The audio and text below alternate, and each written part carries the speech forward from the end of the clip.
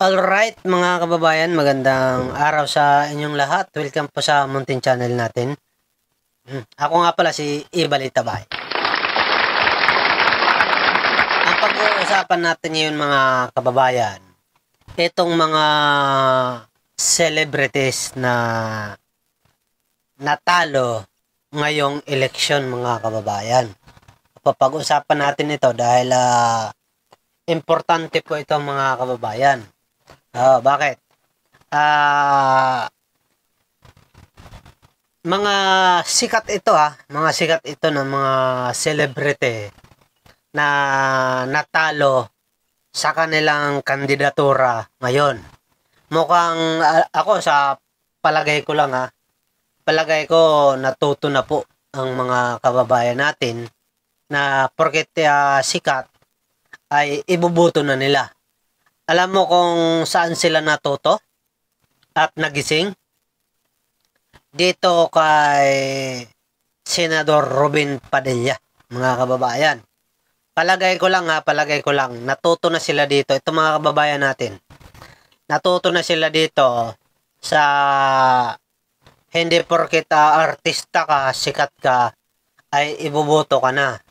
Dahil nung sinubukan natin mga kababayan, itong si Senador Robin Padilla ay lumabas po talaga na hindi porket sikat ka or gwapo, magaling ka na pagdating sa politika.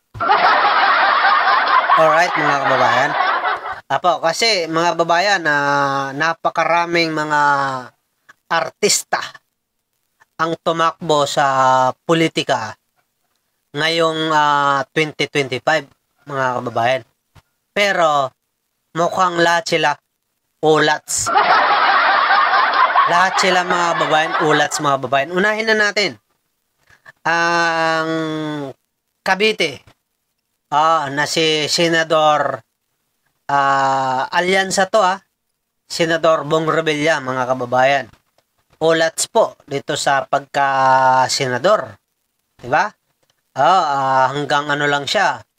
Hanggang number 14 lang siya mga kababayan. Naungusan pa nga siya nila hindi celebrity pero tumutulong ni Bintulfo mga kababayan, di ba? Number 1 yan. Pangalawa, sikat din.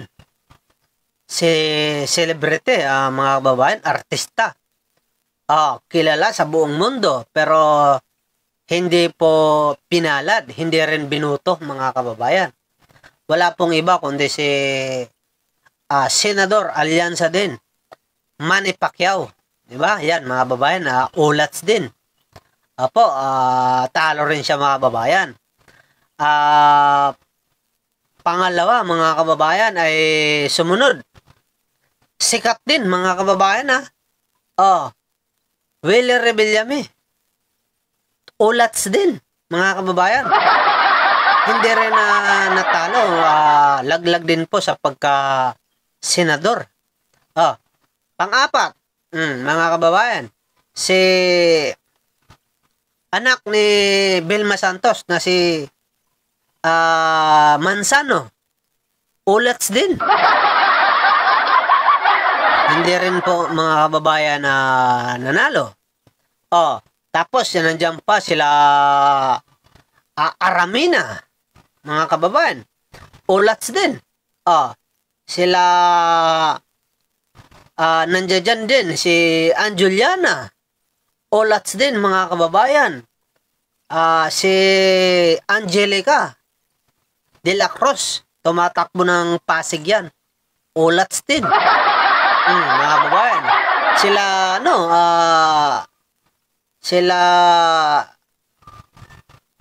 Dennis Padilla, Marjorie. Mga kababayan, lahat po sila ulats.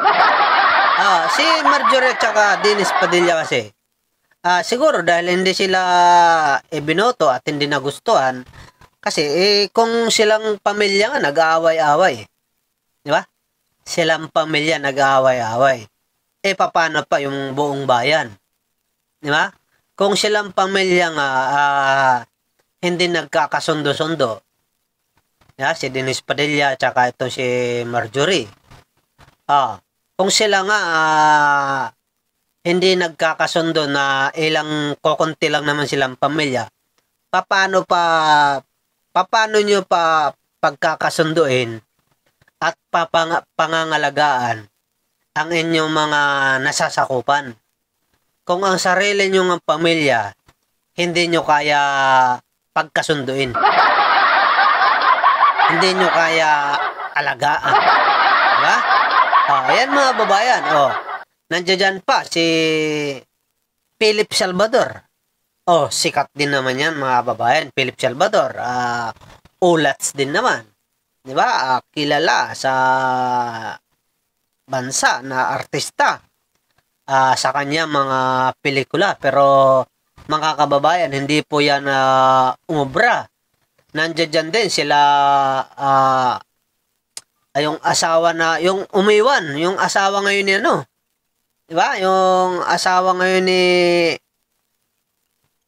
Abrenica. Ayan, sila Abrenica mga babayan, tumakbo rin yan. Pero hindi rin po yan nanalo mga kababayan. At marami pang iba na mga hindi nanalo. Tulad ni Victor Nere. Tumakbo po ito ng sa lungsod ng Makati. Pero hindi po sila pinalad. Tinalo po sila ni Nancy Binay. Yan mga babayan yung mga, at marami pang iba mga babayan ng mga artista na hindi po talaga pinalad.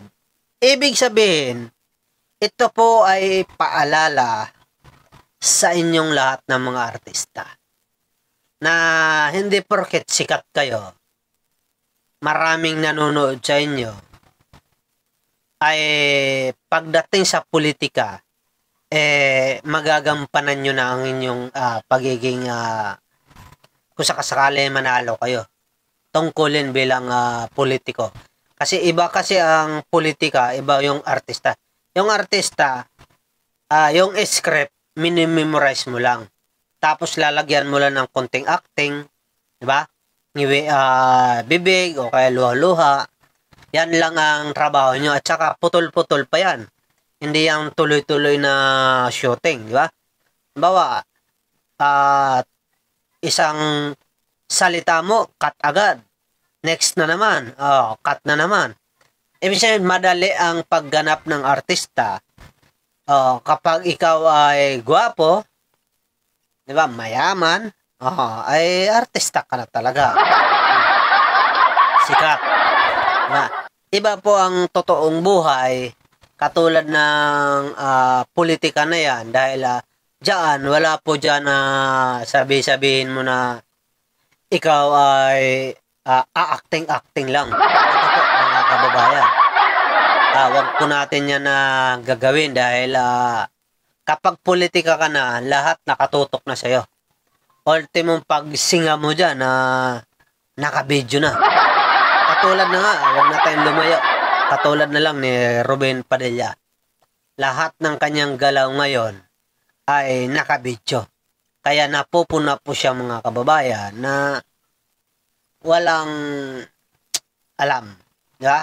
At least, mayroon pa kayong kasamahan dyan, katulad ni Lito Lapid. Ayan, Lito Lapid, nanalo kahit papano, muntikan pa nga eh. Diba? Kung hindi nga lang kumapit yan sa administrasyon, wala, hindi mananalo yan. Hindi mananalo yan mga kababayan. Kaya mga kababayan, tama po ang inyong ginawa. Na hindi porket artista ibuboto nyo na. Diba? Kailangan nasa puso ang paglilingkod, hindi yung para lang sa mga pansarili. Kapakanan. Yan, ha? Alright, mga kababayan. Congratulations sa mga nanalo. Better luck next time sa mga natalo. Alright? Salamat mga kababayan sa inyong pagsuporta. Baka gusto nyo, baka hindi ka pa nakasubscribe. Libre lang naman yan. Subscribe ka na po at i-click nyo po ang like natin at pak-share na rin po para malaman ng mga artista na to na ang kanilang ginagawa. Ayan po sila mga kababayan ha. Yan po yung mga artista na hindi pinalad mga kababayan. Alright? Salamat po sa inyo lahat. See you next vlog.